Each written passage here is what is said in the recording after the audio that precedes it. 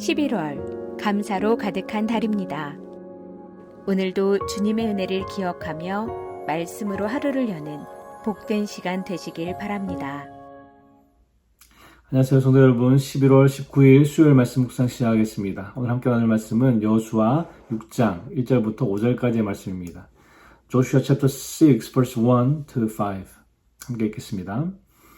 이스라엘 자손들로 말미암아 여리고는 굳게 닫혔고 출입하는 자가 없더라.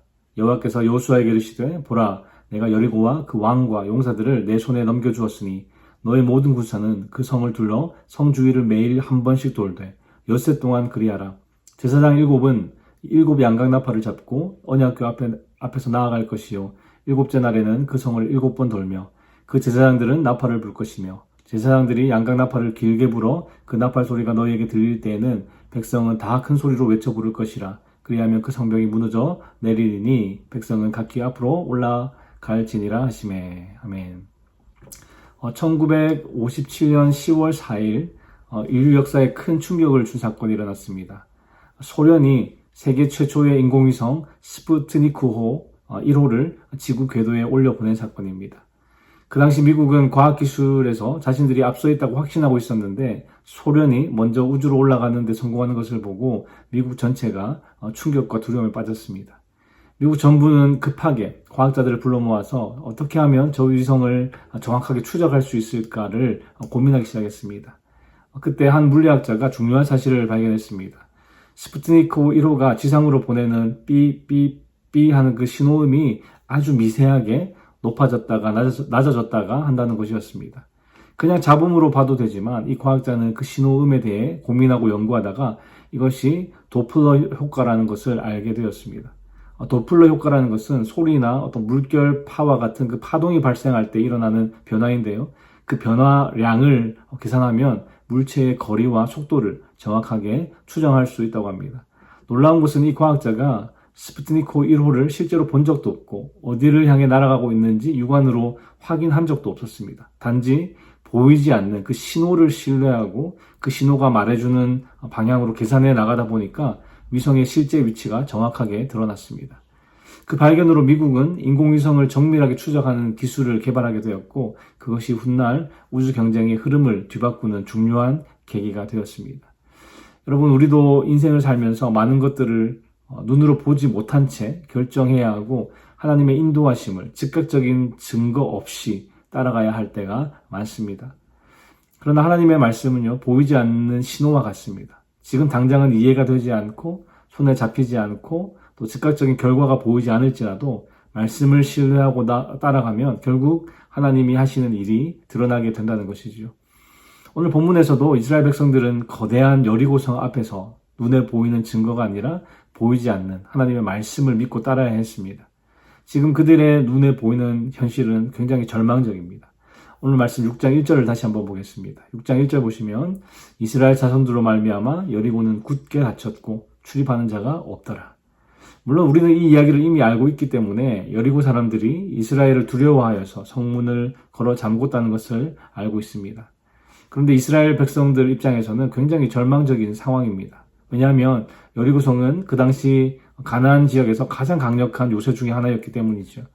고고학 자료에 의하면 여리고성은 2겹의 성벽으로 둘러싸여 있었고 그 성벽들 사이는 텅텅 비어 있는 것이 아니라 흙으로 토르를 쌓아 올려서 아주 견고한 방어 시스템을 갖추고 있었습니다. 지금까지 단 한 번도 뚫린 적이 없는 난공불락의 도시였습니다. 반면에 이스라엘은 전쟁 경험도 많지 않고 전문적인 공성 무기를 가지고 있는 것도 아니었습니다. 심지어 여리고의 성문은 모두 굳게 닫혀 있습니다. 이것이 이스라엘이 마주한 현실이었지요. 하나님의 약속에도 불구하고 현실이 너무나 크게 보였습니다. 우리의 삶도 마찬가지인 것 같습니다. 여리고 성과 같은 도저히 뚫을 수 없을 것 같은 문제를 자주 만납니다.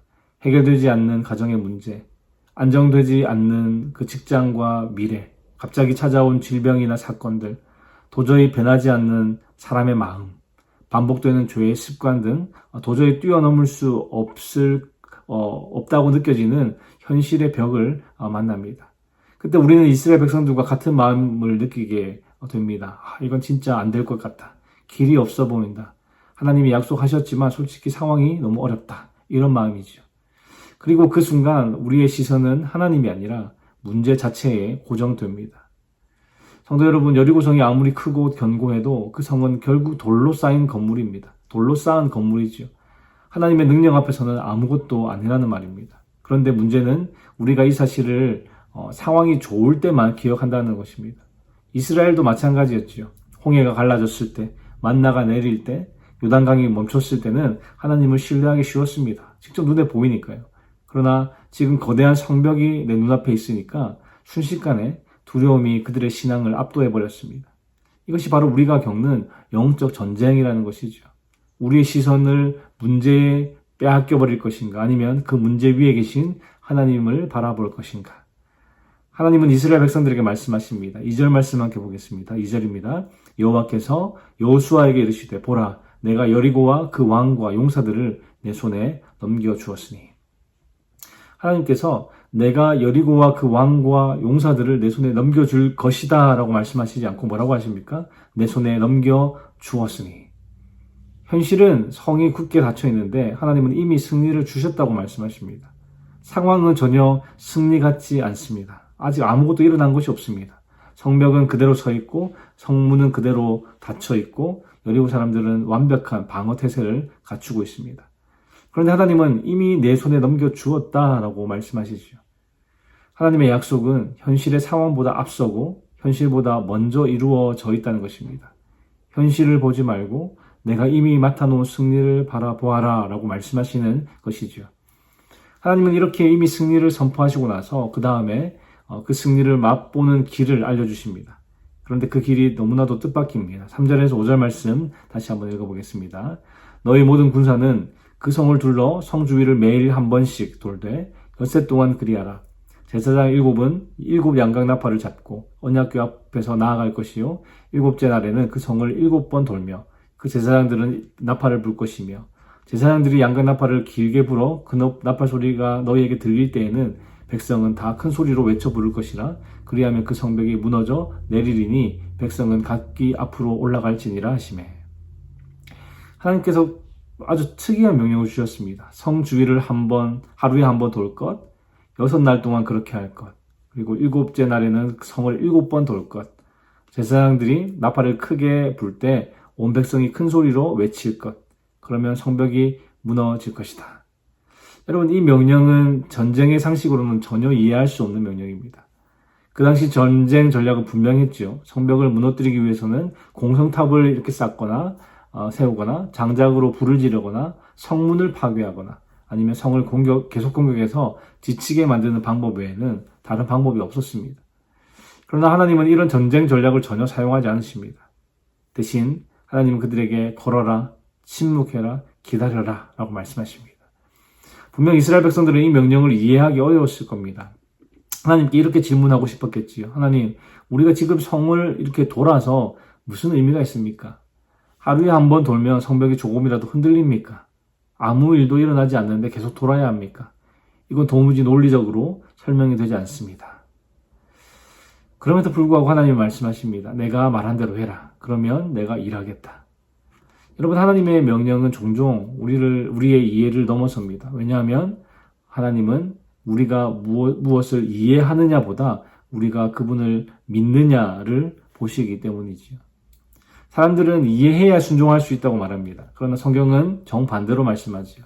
성경에서 하나님께 순종했던 사람들은 먼저 순종했고 나중에 이해했습니다. 아브라함이 그랬고 모세가 그랬고 요셉이 그랬고 예수님의 제자들도 그랬습니다. 그리고 지금 이스라엘 백성도 마찬가지지요. 하나님의 명령은 전혀 이해가 되지 않지만 그들은 순종하기로 결정했습니다. 여러분, 순종은요, 우리의 감정이 이해할 때 이루어지는 것이 아닙니다. 순종은 우리의 의지가 하나님께 무릎 꿇을 때 시작됩니다. 우리는 종종 하나님께 이렇게 말하지요. 하나님, 상황을 보여주세요. 결과를 알려주세요. 먼저 설명해 주세요. 그러면 순종하겠습니다. 그러나 하나님은 아니다. 먼저 순종해라. 그래야 내가 준비한 일을 너희가 보게 될 것이다. 라고 말씀하십니다. 하나님께서 이렇게 말씀하시는 이유는 분명합니다. 기적의 문은 순종으로 열리기 때문이죠. 이스라엘 백성들이 성을 돌지 않았다면 성벽은 무너지지 않았을 것입니다. 순종 없는 믿음은 믿음이 아니죠. 하지만 순종은 순종하는 믿음은 비록 이해되지 않아도 하나님의 능력을 경험하게 만드는 통로입니다. 여러분, 왜 하나님은 이런 비상식적인 명령을 주셨을까요? 이유는 단 하나입니다. 이스라엘의 능력이 아니라 하나님의 능력이 드러나게 하기 위해서였습니다. 만약에 이스라엘이 어떤 전략을 사용해서 여리고를 무너뜨렸다면 그들은 우리가 해냈다라고 말했을 겁니다. 그러나 지금 하나님께서 주신 명령은 하나님의 기적이 없이는 절대로 성공할 수 없는 전략이죠. 그렇기 때문에 이스라엘 백성들 중에 누구도 우리가 해냈습니다 라고 말할 수 없습니다. 오직 하나의 고백만 가능합니다. 하나님이 하셨습니다. 사랑하는 성도 여러분, 우리에게도 오늘 하나님은 동일하게 말씀하십니다. 현실을 보지 말고 내가 준 약속을 보아라. 상황을 보지 말고 나의 말씀을 붙들어라. 너는 걸어라, 순종해라. 그러면 내가 일하겠다. 오늘 여러분의 삶에 어떤 여리고성이 있습니까? 그 성 앞에서 멈추지 말고 하나님이 주신 말씀의 한 걸음 내딛으시기 바랍니다. 보이지 않아도 순종하면, 이해가 되지 않아도 따라가면, 아무 변화가 없어도 계속 걸어가면 하나님이 반드시 여러분들의 여리고성을 무너뜨리실 것입니다. 오늘 하루도 우리의 삶의 문제보다 크신 하나님의 약속과 말씀에 순종하며 묵묵히 걸어가는 저와 여러분 되시기를 주님의 이름으로 축원합니다. 기도하겠습니다. 하나님 아버지, 오늘 말씀을 통해 우리의 현실과 우리의 문제보다 더 크신 하나님을 다시 한번 깨닫게 하시니 감사합니다. 우리 눈앞에 서 있는 여리고성이 아무리 크고 높아도 그 어떤 현실의 벽이 우리를 가로막고 있는 것처럼 느껴져도 하나님은 이미 우리에게 승리를 약속하신 분이심을 믿습니다. 주님, 이해가 되지 않아도 순종하게 하시고 보이지 않아도 말씀을 따라 걷게 하시며 포기하고 싶을 때에도 믿음의 발걸음을 계속 내딛게 하여 주시옵소서. 우리 앞에 여리고성이 무너지는 그날까지 하나님만 바라보며 살 수 있도록 인도하여 주시옵소서. 주님, 오늘도 주께서 주시는 힘과 은혜로 살아가기 원합니다. 주의 도우심으로 승리하는 하루 되게 하여 주시옵소서. 감사를 드리며 예수 그리스도의 이름으로 기도합니다. 아멘. 수요 기도 제목으로 함께 기도하겠습니다. 교육부 및 청년 등 다음 세대 사역을 위해 기도하실 때에 영아부, 유아부, 초등부, 청소년부가 교회 학교를 통해 복음을 만날 수 있도록 대학부, 청년부, EM 사역을 통하여서 우리 다음 세대가 신앙적 가치관을 확립하도록 기도해 주시기 바랍니다. 구역장님들과 새가족들을 위해 기도하실 때에 우리 구역장님들 한 분 한 분이 섬김을 통해서 각 개인이 은혜와 복을 누리도록 새가족들이 잘 정착하여 믿음의 뿌리를 견고하게 내리도록 기도해 주시기 바랍니다. 선교사님을 위해 기도하실 때에는 네팔의 윤성철 선교사님, 터키의 하상욱 선교사님, 일본의 문일배 선교사님, 페루의 윤애경 선교사님, 그들의 선교사역을 통하여서 많은 영혼들이 복음을 듣고 주께 돌아올 수 있도록 함께 기도해 주시기 바랍니다.